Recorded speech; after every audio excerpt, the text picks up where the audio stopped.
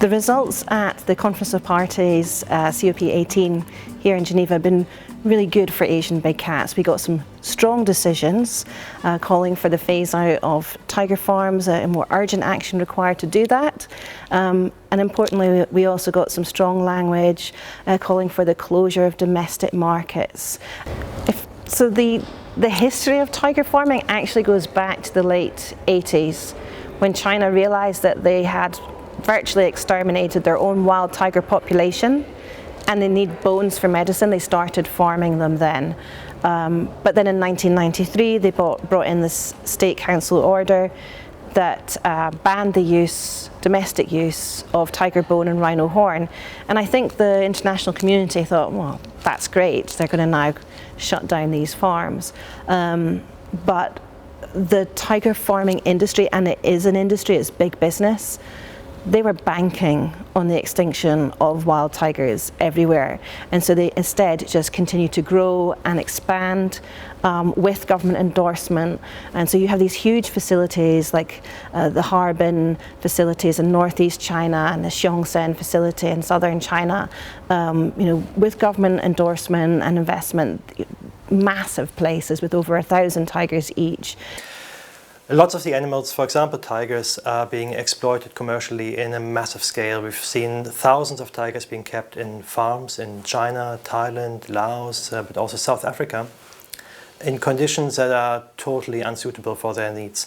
These are complex wild animals, highly endangered, yet they're being kept in tiny cages to be slaughtered at some age and then used for traditional medicine and luxury goods. The current regulations are not sufficient to protect those tigers. That's why these farms are operating, and they also lead to poaching of tigers in the wild.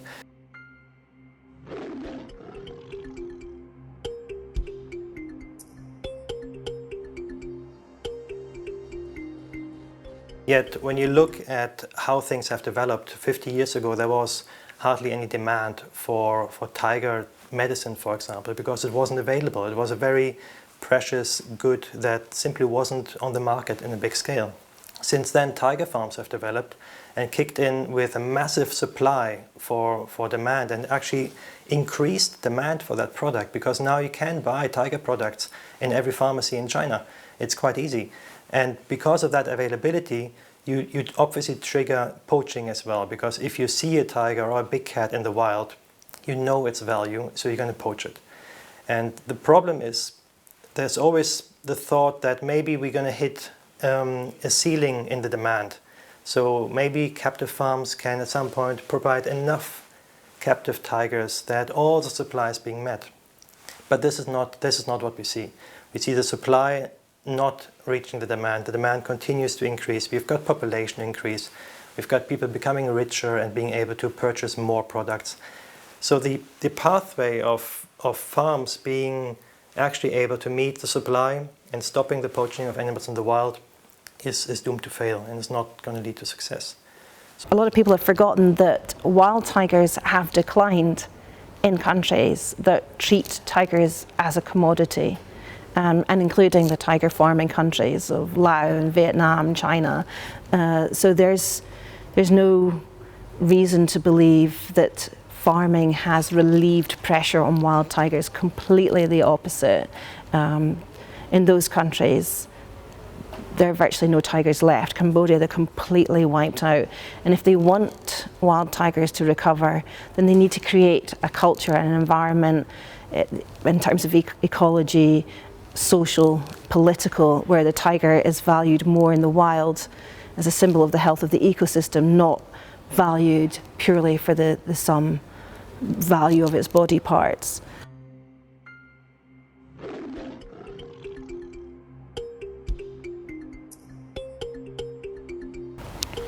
The demand for tiger parts and products is varied. You have skins that are used as luxury home decor, bones that are used for medicinal purposes, so they might be ground down into a powder mixed with other ingredients to treat rheumatism or arthritis.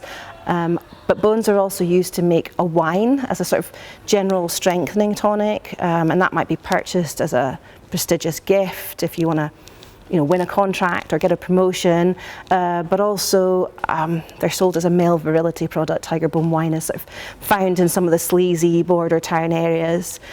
Teeth and claws are sold as amulets and jewellery, often set silver and gold and gems. And actually teeth and claws are one of the really high profit, low risk parts of tigers and other big cats that are traded.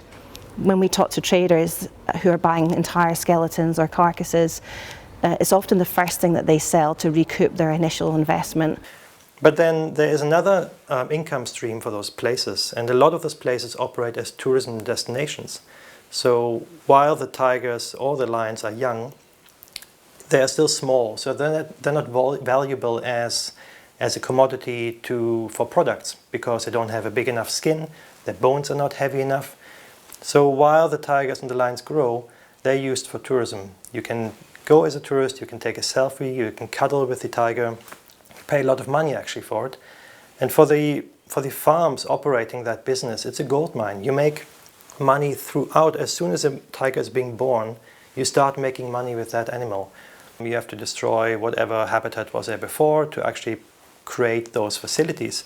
And then you have waste products. If you have 1,000 tigers in the farm, that's a lot of feces and waste that gets produced every day. It needs to be disposed somewhere. Usually it cannot be just recycled or put into organic waste. So it's challenging. Then you need the food. So you need to have fresh meat, fresh chicken usually, that's used for those animals. And that needs to come from somewhere, and is supporting chicken farms and industry factory farming of chickens. Many of these tiger farms are not going to be closed down unless from the highest levels of government there's new legislation pushed through. And the minute you get that new legislation coming through, you get the tiger farms phasing out, you also get that legislation required to close the domestic markets. And in that kind of environment, demand reduction initiatives, consumer behaviour campaigns will have a much better chance to eliminate demand. I think it has to be combined with effective enforcement to dismantle the criminal networks involved, and critically, it has to come with demand reduction.